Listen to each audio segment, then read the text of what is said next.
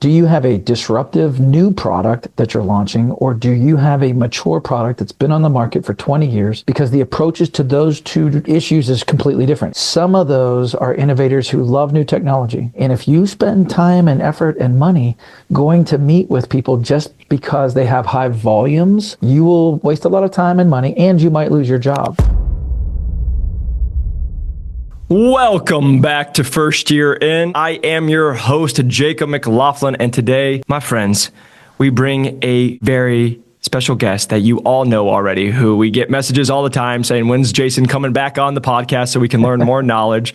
And today we've made it back and have it happening to bring our great friend, Jason Elmore, who runs Elite Execution, who has more experience than anybody that we're going to talk about, actually being in sales, training sales teams, and he'll actually share some of the fun things that he's been doing over the last year, being able to help a lot of people break in. And today we're going to go over something that I know is going to be so beneficial. So instead of going into it, if you guys haven't, we have other podcasts with Jason that I know will be insightful for you all. But let's just get into it and say, Jason, welcome back to the show. Good to see you, Jacob. Congratulations on all the success. It's been exciting to talk to a lot of people coming through your program. And they got the job. It's like, holy cow, this worked. I got the job. And so obviously, as we know, your focus is, breaking in. And my focus is, okay, companies who are trying to launch, try to go to market and need sales process, need sales tools, need sales training as they go. And so a lot of the calls that I get from people who have broken in for the one-on-one training, the number one question is around territory planning. Got the job. Got great product training, got great procedure training. I'm in the OR, I'm with surgeons. It's wonderful. Now I have to actually run a franchise. And that is what we're working with in a lot of situations. And I want people to appreciate this. 90% of all small businesses fail. 90% of all new products fail, but 90% of all franchises succeed. And so you need to think about it that way. When you get to new job and you get to new hire training, listen very closely. Is there a process? Are there tools? Is there a way of doing this that works that or did I get to a company where frankly, that wasn't real clear? Some of the reps that are coming out of your program are getting a chance to go to work for distributors. Some of them are getting a chance to go 1099. So not everybody's W-2. Not everybody's in a situation where they're working for the world's largest company where you succeeded. Obviously, some of those bigger companies have process. They have really good training. They have really good process. Some of the smaller tier companies, mid-tier companies, not so much. And when you get into the company, what you realize is you might have little fiefdoms. You might have the West director runs his business this way, and the East director runs his business that way, and the company really isn't dialed in on their processes. And so when it gets down to territory planning, you may or may not have great resources. You may or may not have a lot of direction. And so those are the questions I'm getting primarily, and I'd like to talk about that today. And that's what I can't wait to go over with everybody, because you are 100% on everything you just hit, because we actually just had this talk. I just had it with 3 people because we have multiple interviews going for like different companies. Okay. And what people get really confused by is a couple of things I just wanted to share is number one is a lot of people think you're going to get hired at a Medtronic, a Stryker, a big, massive company, and the training is going to be amazing. Now, the one thing I just always share with people is usually, like you said, they do have the process, the systems and everything. What I've also watched though is what people do is they go in, they give you more information than you can deal with in 2 weeks and you don't even remember your name. And then they say, we pay you a lot of money, go figure it out. Like, there it is. And that's where, just so you guys know, just little plug for Jason is like, he has a great book that will help you. But this is why Jason and us are making this, is because what do you do once you're in it? Like, they're not going to talk to you too much about, hey, you have a lunch with a doctor. Now what? Right? Like, oh, I don't remember that in training at where I was at. So that's number one. But like you said, also, I've been at the largest med device companies in the world, and I've been at a startup, right? Well, I went from training with a field sales trainer, and one of our coaches is a field sales trainer at Medtronic, and she's amazing. She's flying all over, going out in the field and helping. And I've also been with the CEO, with me and my people, just saying, hey, this is how you do it. This is how I've done it for the last 5 years. And so there's such a big variance of it. And the last thing I just want to mention, and then Jason's going to just share all the knowledge with you guys, is the talk I just had with one of our girls she has a family member who works at a massive med device company, but they work and use a distributorship sometimes. And she's like, well, is this every piece of this company, right? And when I'm saying this company, it's a massive company. And I said, well, I need you to think about whether it's a Medtronic, whether it's a Stryker, whether it's a Johnson & Johnson, whatever big company you can think of. I always tell them, you have to think about it like the United States of America. Within a Medtronic, you have ENT, you have spine, you have GYN, you have capital equipment, you have all these different companies and divisions inside the big circle of Medtronic. And then I can't remember which division it was, but one of the divisions just broke off from Medtronic and did like that standalone business does $2 billion. So they're already in the 1%. But what people don't understand is in those ENT is going to be way different than capital, right? And like how they run it, and they have a different VP of sales and everything. And then exactly what Jason just said is then you get inside of that, and it's like another subcategory of like, okay, let's say like when I was at GYN, well, we had our VP of sales, then you have the director of the East, and then you have the director of the West, who both have way different backgrounds. Right. And that's how they're running it, and they run their durations and their sides very differently. Then you also get to the point where you have a regional manager, and that regional manager comes, and I always just share this if you guys haven't heard the stories, like, I came into the lowest performing territory. I didn't even meet my manager for the first year of being in Medtronic. And like at one point told me I make more money than she does, right? And so the reason I just share that is because I walked into exactly what Jason's about to help you guys with is, what do? My first day, I didn't even have my car. I didn't have my laptop. I just got into my beat up $3,000 car and started stopping at clinics. I didn't even know if they were prospected clinics or not because I didn't even have access to the software. And so I just want to share that why this is about to be such a huge topic for you all. And I want you to take notes is there's so much that goes into this. And so Jason's going to help you because this is exactly what I've done when I either Arizona, New Mexico, and I had no help and I had to bring it to the top. Same thing when I was with Innovis and they're like, you run the Western United States, you got 13 states, here's your quota, good luck, go. And my CEO's in the UK, right? So please take notes. Jason's about to drop a lot of knowledge on you all. Well, we want to, so big picture is this. Yeah. Okay. Big picture is number 1, targeting. Number 2, segmenting. Number 3, gap analysis. Number 4, geographical management. And number 5, time management. Like as you're thinking about the big buckets that you have to work through and the exercises you're going to have to do and the analysis you're going to have to do, those are the big buckets. So they're going to give you a list or you're going to build one to your point, right? Which division are you in? Mm-hmm. Are you in gynecology? Are you in urology? Are you in cardio? Like that's the beauty of medtech is your call point is going to be pretty consistent. Your product works for this specialty. So let's say it's urology. Okay. Well, in your state, there are 123 urologists. But within urology, right, there's specialization. And so you're segmenting. Yep. And within that, and one of the things that's my secret sauce is do you have a disruptive new product that you're launching, or do you have a mature product that's been on the market for 20 years? Because the approaches to those two issues is completely different. If you're something brand new, you need to apply the adoption curve. Meaning, I have 123 urologists. Some of those are innovators who love new technology. Some of those are early adopters who are looking for a market advantage and will put up with a lot of crap on a product that's not quite baked, only has 1 year data, doesn't have a code, doesn't have coverage. But I'll put up with that to get an advantage and get out early. Yep. And then the rest of the market is going to wait. Yep. And if you spend time and effort and money going to meet with people just because they have high volumes of that procedure and you don't take into account their adoption curve profile, you will waste a lot of time and money and you might lose your job. Yep. Because you'll miss your quotas. As opposed to if you have a mature product where this is a little bit more account management, this is a market share game, this is going to be about contracting and pricing, this is going to be about bundling, or capital, right? Capital's different. There's very different approaches to those things. So you need to take that list. You need to think about targeting. You need to have a methodology, a reason why you're going to these people, not to those people. I specialize in startup. I specialize in breakthrough technologies. Mm-hmm. Literally, if the product you're selling doesn't change the conversation with the physician and the patient in the exam room, I'm probably not going to be involved.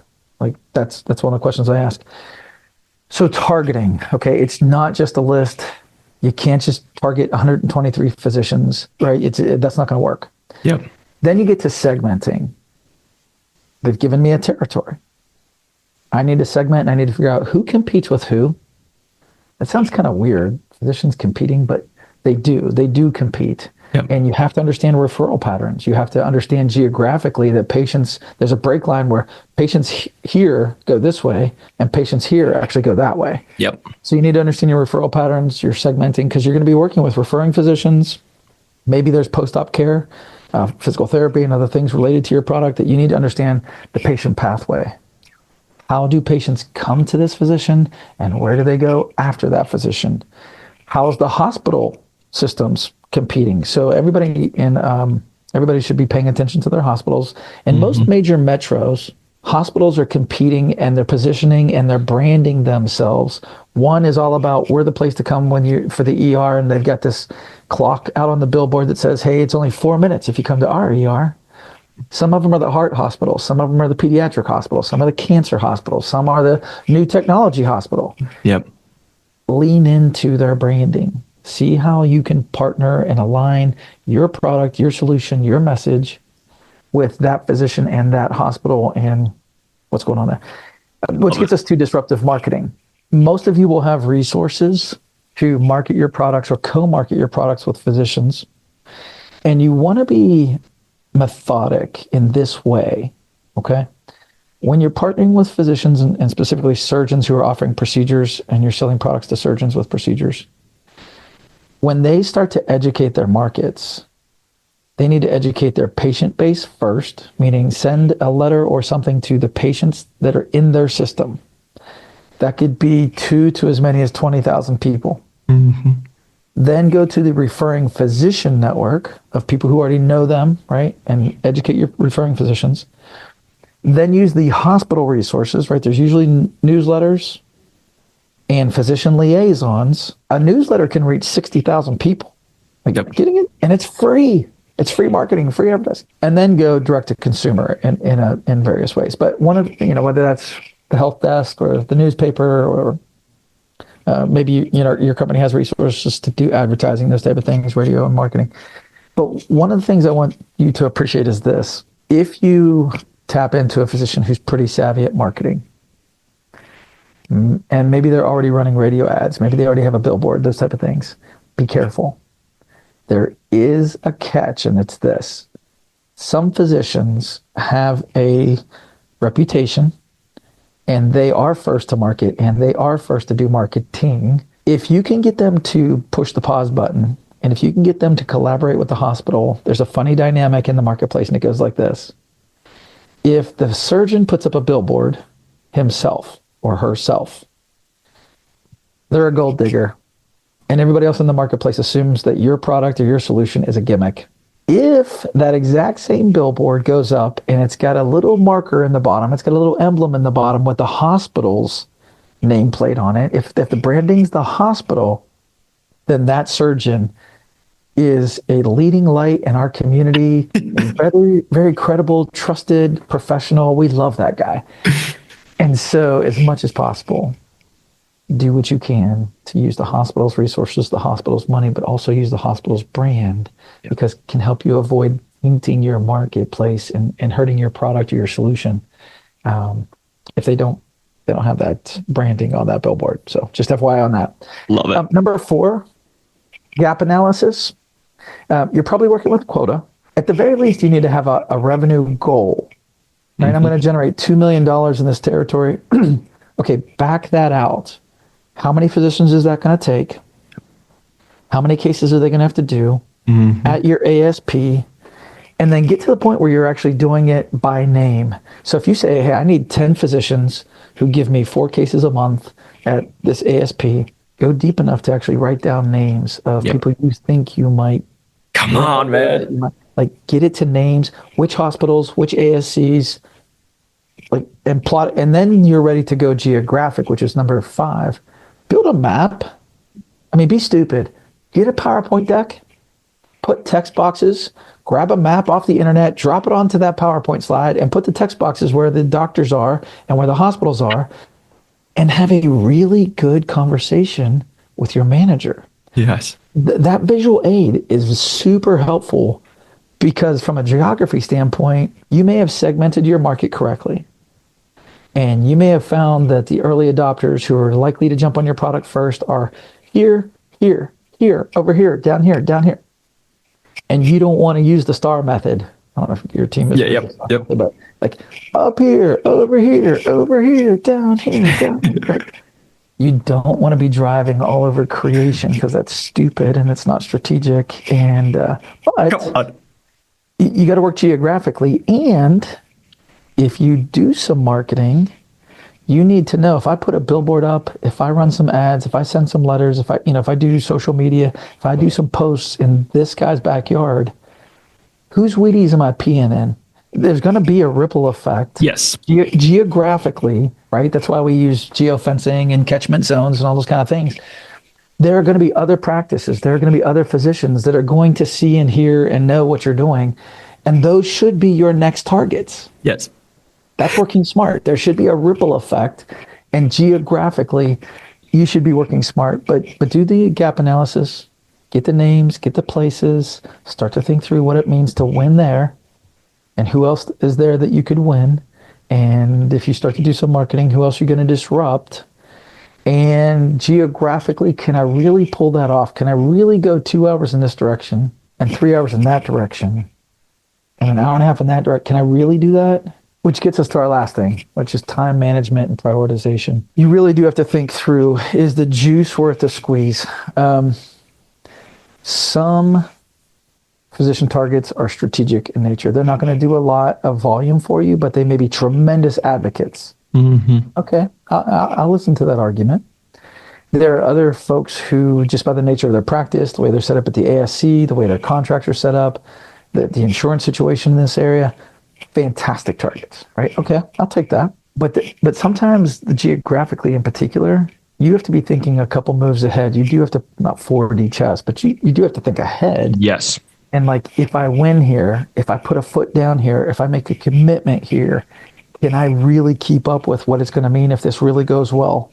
Come on. Or am I creating a problem for myself where I really am not going to be able to scale this? So that's what the gap analysis does for you. Yep. Right? I think I'm going to go target these people. I think they're going to generate this much business, these many cases, meaning this much revenue.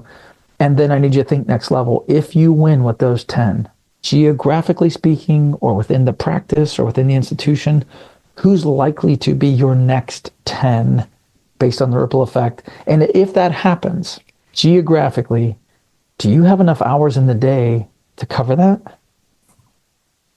Are you working smart, or is that going to look super stupid and crush you? And so that brings me to my last topic about this kind of territory planning. And listen, we're staying high level. There's specifics, the tactics. If you need more information, you can go to my website. But you and I were talking about this. Mm-hmm. We're seeing a trend of men in particular, to be frank, in the last 7-8 weeks. I've bumped into a number of med reps. They were in classes that I were teaching, that new members of our company who've recently gotten divorced. Mm-hmm. These are successful people. Hear me. These aren't people who got divorced and are really struggling professionally. These are people who got divorced and are rep of the year, super successful, making lots of money, have been successful, have been the P clubs. Like, they're doing well. Yep. But at what cost? If you are not planning correctly, if you're not taking these steps into account, and you really are putting in immense amount of time, it's going to cost you. If you cannot step away from a territory for 3 to 5 days to go to the home office and be part of new hire training and be an FST and like contribute in that way. If you can't get away for 3 to 5 days to take your wife and your family, somewhere and get that vacation, then what's the use of making $700,000? Exactly. The med tech world is amazing. It's this amazing job where people really do count on you. Yep. There's a patient on the table. It's 7:30. Anesthesia's going in, right? And you need to be here. And it's the most wonderful job I've ever had because I've never been so valuable to the people I call on. Yep. Come on. Is that Jacob? Is that the juice or what? It's all of it. Just so you know, I've watched people leave and then they have to go back because they're like, I just felt It's so the valued. I juice. like, Yeah. when you're there and like, again, 100%. and there's nothing like you doing your job so well where the whole staff and the surgeons like, thank you so Yes. much. You get a hug. Like there's just so much of making that difference. And then it doesn't hurt when you see the paycheck come in at the end of the month Oh yeah. either with all of it. But I am seeing a situation where on a number of occasions people have said, I can't come to your new hire training. I can't support that. I can't get away from my territory. I can't take that vacation that they dream about. Yep. And what they, I don't know if there's a therapist out there somewhere, but I think there's an opportunity where this is a job that you could love. This is a job that you could find yourself way deep. And some of these jobs, spine, ortho, some of the STEM programming jobs where you're interacting with patients, some of these jobs are very high on the time chart. Yes. Right? They do require a lot of time, and you got to be careful with that.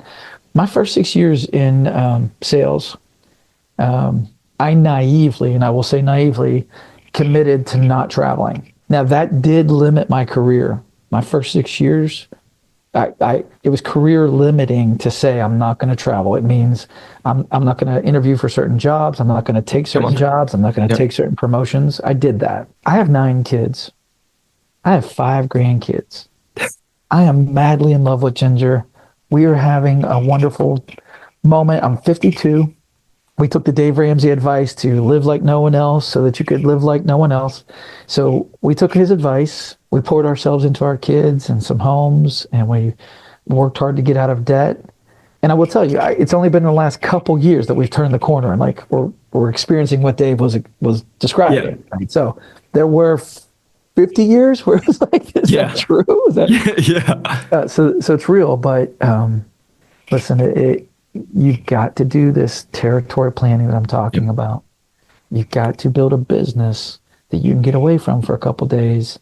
You've got to be careful with your relationships. Yep. It's not healthy to get the med tech job, get the $200,000 a year, work your way into the 300s, the 400s, lose everything else. Fall apart. Yeah. Yep. It doesn't do any good. And we talked off air, like one of the stories, guys, I just want to share is I remember being at a conference, being 27 years old, and I was getting introduced to CEOs and people who ran companies, and it was great. And the person I met was in their 60s, and they just were talking about how they wanted to go take their family on a vacation and go spend time with them. And this is a person who's running a company that's making millions.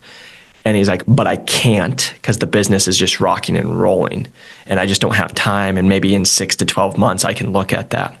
And I just shared that with you all because it's what I shared with Jason. I remember walking away at 27 and being like, imagine being almost 65, like that time to retire, and you say you can't take 2 to 3 days to go be with your family when you're making millions. And I was like, that's that trap of always getting caught up in more and more and more and what this is. And then once I get this, I'll be good.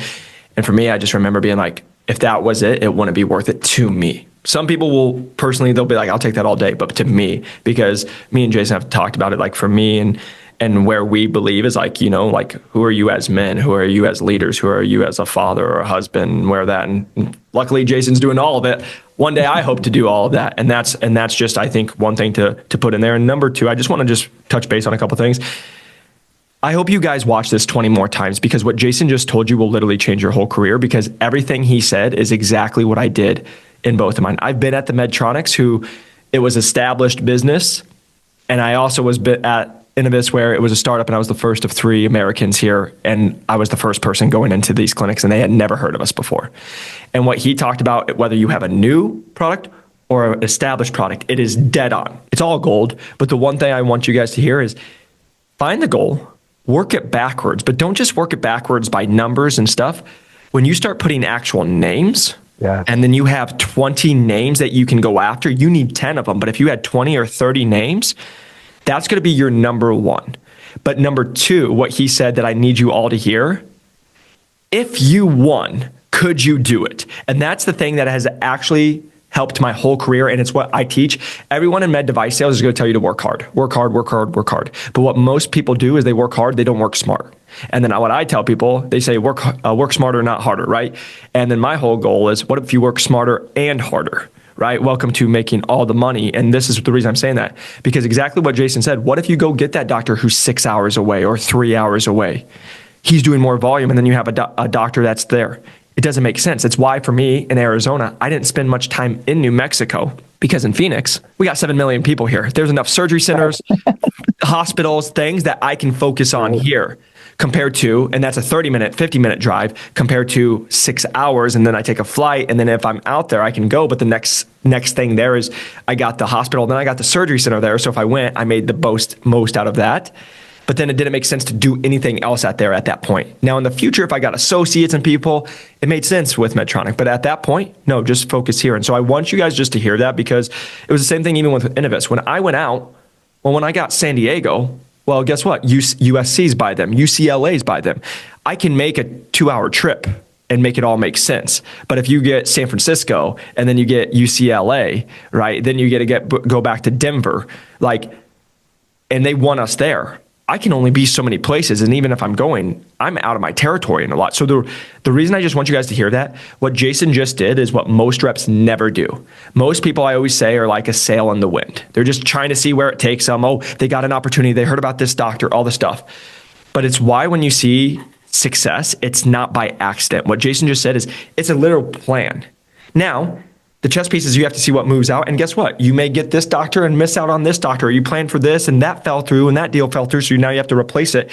But it's because you have a plan. And so if there's anything I can just share for you guys is, even every time I got into my territory, the first 2 weeks was literally just what Jason talked about. Planning. Yep. Planning. I literally sat on a thing and just was planning all the time. And then I'd find all the accounts where I needed to go. And then inside the accounts, I had an Excel sheet for each one. And I'd put who are the contacts that I had to reach out to. And then from there, I would then go even to more to specific, because we had different generals like general and GYN, and then go into that realm. Well, make it specific. And this is exciting. I mean, for a lot of the people that we're talking to, you're going to get into a company that has amazing data. Yes. What I'm seeing, AcuityMD and MedScout and some of the information that you guys have access to is insane. When I got started, and we had pagers, right? And if we wanted to find doctors, we had to drive into town, drive to the hospital, and look at a sign that listed the physicians that were coming to this hospital. Like, you had to shoe leather express manually look in phone books to find, who's the doctor? Now they're giving you guys so much information. They have sunshine data. They have prescribing data. We know how many cases they do at the hospital, how many they do at the ASC. We know who went to residency with them, who they went to fellowship with. We know how many papers they published. And it's amazing. But to Jacob's point, if you don't take the time in your office to take that information, synthesize it, do the analysis, you're going to be very frustrated. Mm-hmm. And in the worst case, heartbroken in a couple years. Now, on the flip side, so I mentioned people who are getting divorced. Yep. There is this thing happening in the generation of 20s and 30 something where people aren't getting married. Yep.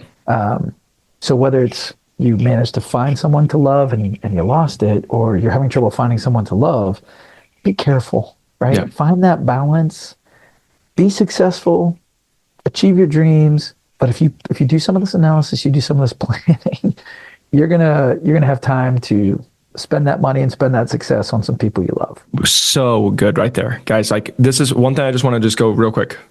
If you fail to plan, you're planning to fail, right? Even just, even when I would go do my cold calls the day, I would map out where I'm going, because otherwise what would happen is I would go down to Chandler, then I'd go up to North Phoenix, then I would go down here, and then I would waste 6 hours of driving and get 4 places.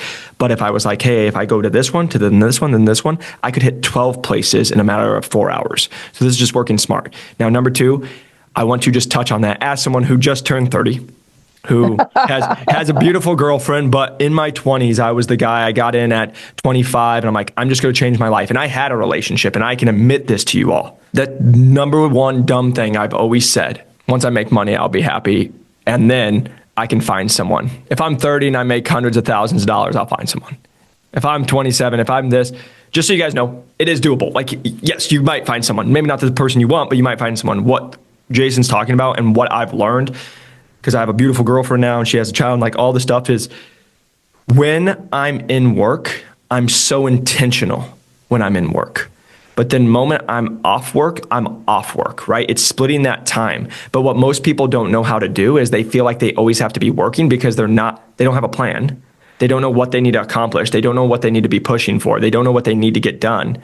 And then one of the things they learn is they also, like Jason's talking about, is don't be a slave to your territory, right? It's also about setting boundaries. It's about doing the things when you're in the industry, compared to what everybody does is jump and you say, how high? Because the reason I'm sharing that, just a quick little story for you all, is my top account, I was there every single day for about 2 years.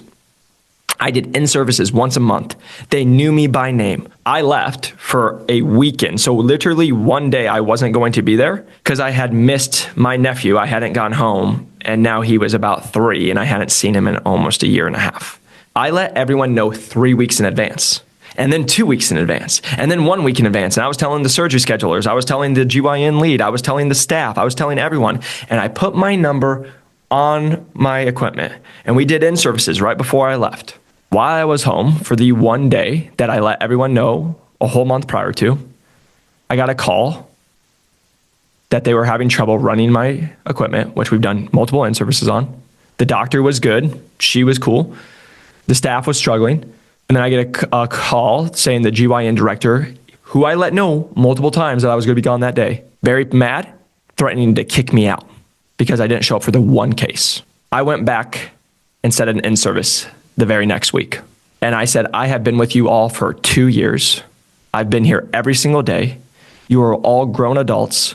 And the fact that I wanted to go see my nephew, who I've missed for the last 2 years, and the one day I miss, you threatened to kick me out, but yet my competitor doesn't come to any of them, is a bunch of crap.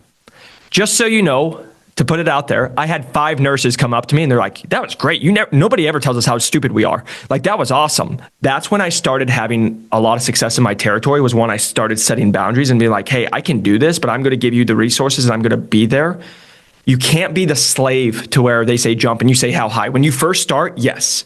But at some point, otherwise you will never grow your territory. One of the best moves I always put, just so I can share some insight, is when somebody's like, I have to have you there, or a doctor has to have me, or a surgery, I say, hey doc, love you. Can you see all your patients and do the surgeries at the same time? No. Just like I can't be everywhere at once, but also the moment you, or if I was at the hospital, the moment your hospital starts paying all of my quota, you got me. But until that day, I will have to come in and out. And so I just share that with you guys, is to try to take control of where you're at. Now, again, if you're an associate for the first 6 to 12 months, for the love of God, please do not do that. Build a relationship, show your value, do all this stuff. But the reason I'm just sharing that is to Jason, as someone who, like, relationships are big to me and all this stuff, is I see where I went wrong when I was in my 20s, like 25 to 30, and where I'm at now. My communication with my partner now is way better, right? Hey, I'm doing this, just, expect this, all the stuff. But to the piece of it is, what good is it to make all this money if you're not happy, if you're not with somebody, if you're not being able to do it, and now you're all alone? Like, I just will sit here and tell you, focus on being really good at your career. Alex Hormozi does this, and I just want to put this out there. Do a time audit. I bet if you look at what you're doing from the moment you start work to the moment you quote unquote call work, but what he does is say, start it at 6 a.m. or whatever time you start. If it's 7 a.m. and you get done at 5, every 15 minutes, document what you're doing. I'm just going to put it out there. I have a feeling that many of you are maybe watching Instagram or on YouTube or TikTok, even when you're in your territory. The reason I'm sharing that, I know many of reps who are like, oh, I got a case and it got delayed and all this stuff. And guess what they do? Sit and wait instead of prospect, instead of sending out emails, instead of utilizing the time that you're inside the territory to make it. So I just wanted to put that out there, Jason. I know you probably can add to that, but I wanted to put that out there because I was the young guy and I made mistakes and let relationships leave, and I take ownership on a lot of that. But the reason I share that is I watch it every single day, and that's actually the thing that's the most sad to me. I live in Scottsdale. I see the private jets, and that's why everyone always comes to me and they're like, you're so different. And because, just transparently, you guys, money is just a transfer of value. I've never chased the money. I watch so many people chase the money to get it, and they tell Gary Vee, I'll cry once I'm in my Ferrari. But what people don't understand is I actually have worked, personal trained with those people making $10+ million. And I was a 24-year-old broke kid, and they're like, I wish I could be half as happy as you. Nobody will truly understand that. And so instead of chasing the money, work on you, work on the relationship, work on being the best person you can be, whether it's in your relationship as a version of you and in what you're doing in business. But please just hear my heart. Do not go chase the things of the world to lose your soul, to then just have what everybody tells you will make you happy. Because I remember being the 26-year-old saying I had a commission check of over $50,000 coming from Medtronic, and I was like, it's going to change my life and all this stuff. And I remember it hitting in my bank account, and I felt zero difference. I literally felt zero difference. When I made the over 600 grand deal with Medtronic when I was at Innovis, like, I remember that PO coming, and for 3 seconds, I was like, yes, awesome, with all the work, because the 16 months of all the work. That big deal made me excited for 3 seconds. Is what Jason said is, there's probably nothing more special as he's got Ginger, and you guys have 9 kids, which I can't even fathom how you're even on this, you have time. But the journey is more enjoyable when you find somebody to do it with and that you love, and that can be your biggest cheerleader, and you guys grow something together, rather than what we get taught is independent woman, do your thing, independent man, do your thing, and then everyone's doing this, and then we're trying to figure out how to make ourselves happy with distractions, social media, drugs, all this stuff. That has nothing to do with med device sales. Hopefully that's just a little bit of help. But Jason, I truly want to just say thank you so much for coming on. And can I just, for people who want to learn more about who you are, what you do, if this is their first time, because again, you guys, as you can see, Jason is an absolute expert. Where can they find you? So the book's on Amazon, but there's a website, eliteexecutionsales.com. And so if you need further help, or if you just want to talk, feel free to reach out to me there. There's options there.